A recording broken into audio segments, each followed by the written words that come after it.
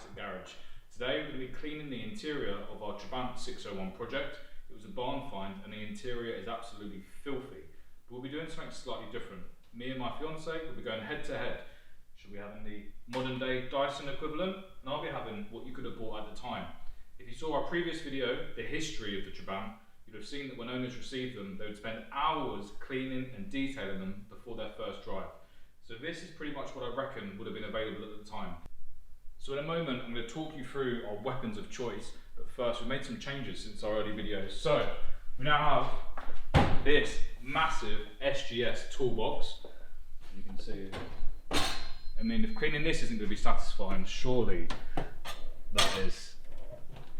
And these are new show plates for the Trabant. It doesn't have a UK registration yet, so once it's clean, we can put these on. This is what we're going to be using today. I've opted for the 1989 Heritage II, made by Kirby, and it has a bag and came with shampoo pre-treatment. I've no idea how old this is, or if it will even work, but that's what I'll be trying. Emma will have this, her beloved Dyson, along with the Bissell carpet cleaner, which if you've ever seen videos by Ammo NYC on YouTube, you'll see how satisfying it is to clean the seats with one of these. So we'll be getting some of that as well. It's going to be an interesting one. We're going to put tape straight down the middle of the car. We'll have a side each. I'm going to take it in turns and see how clean we can get this barn find Trabant. So we've got our tape ready. This car is exactly how we picked it up. I'll put some photos in the video at the same time from eBay, which shows how it was advertised. But just have a look. We've got, I mean, a bit of trim, which I think is the guttering from up here. We've got this full dehumidifier, which probably leads me to believe there was damp in the car at some point, so we might find something disgusting.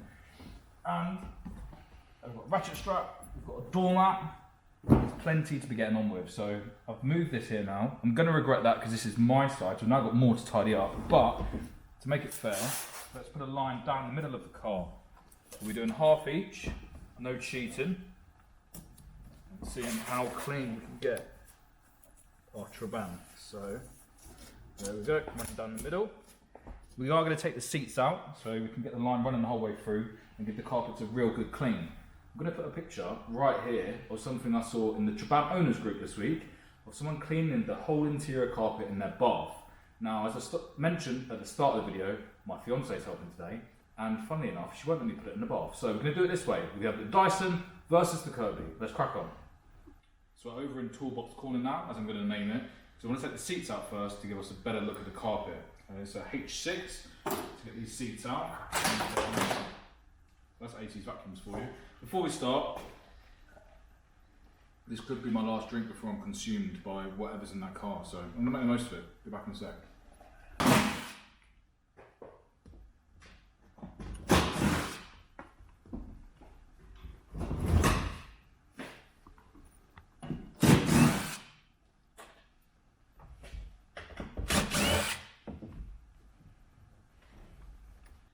So if you're looking for a 5-second tutorial on how to remove the seats from a 1989 Trabant, there you have it. But if you're still with us, we're going to remove the seats entirely, because later on we're going to be using a carpet cleaner on these to see just how filthy they are.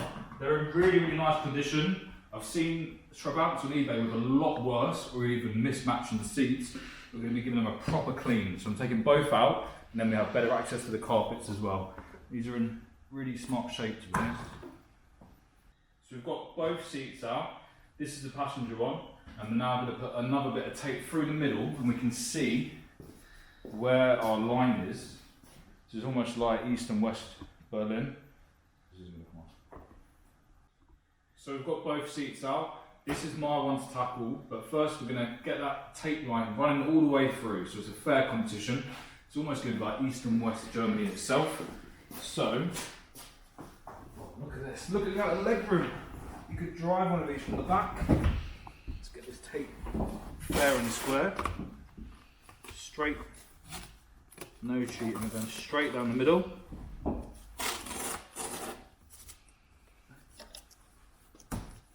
And even this rear seat as well, which we're going to try and remove. And it stinks! If you're watching this in the future and Smelly Vision's been introduced, go and watch another video, don't come back. There we go. So, let's crack on. So the Kirby I only picked up about an hour ago. It was an eBay find.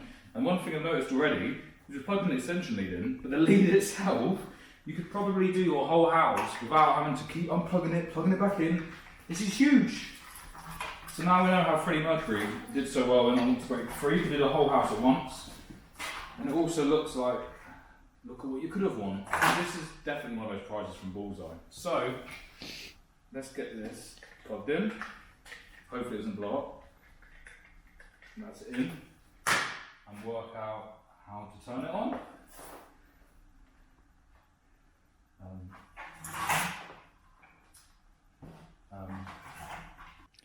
So we've been stumped at the first hurdle because we can't work out how we get the hose attached to the Kirby Heritage II. However, we found this instruction manual online. It has a massage cup attachment for invigorating skin or scalp massage. I have to try that. But we're trying to find out how to connect it and not having much luck. So after what definitely wasn't about an hour of trying to find out how you connect a hose to the Kirby Heritage II, we've managed, and spot this cool little feature. Look at this. Comes with a torch.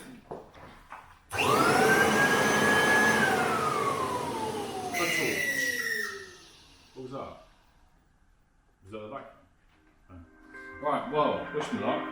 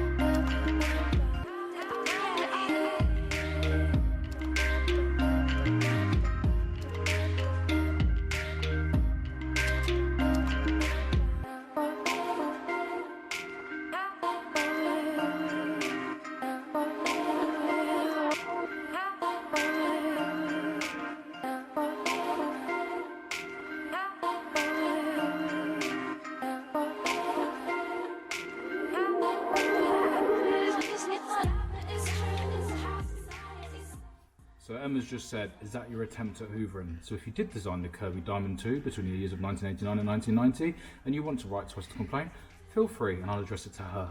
She'll be using the Dyson next, but first, need to use the shampoo pre-treatment and go back over this again and see if we can get some of these stains out that have been here for possibly 25 years. So what do you think of my hoovering? Comment below, let me know your thoughts.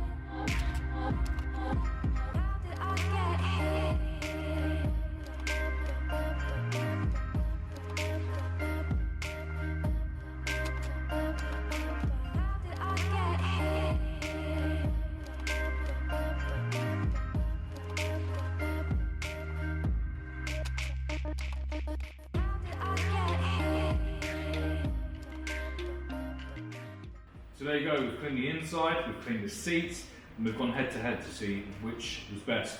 The 1989 vacuum cleaner or the modern Dyson and carpet cleaner. And I'm pleased to say we've both fared quite well. I'm quite surprised. Have a look at this. So, the carpet here is still slightly damp, but we've got most of this stain out. I don't know what it is, it felt like oil, but most of this side is looking really nice and smart and clean.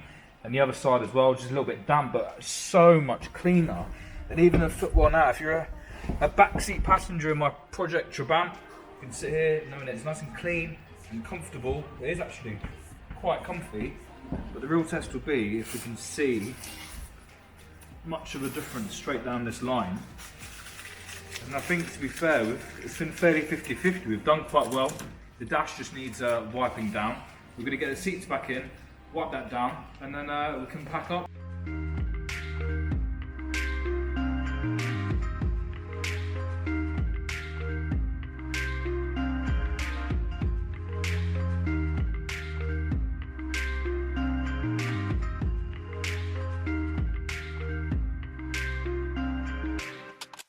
I don't know how many cars are on eBay that look the state this was in this morning, or this afternoon, sorry, and you could just literally spend an hour cleaning it if you had £1,000 for the price.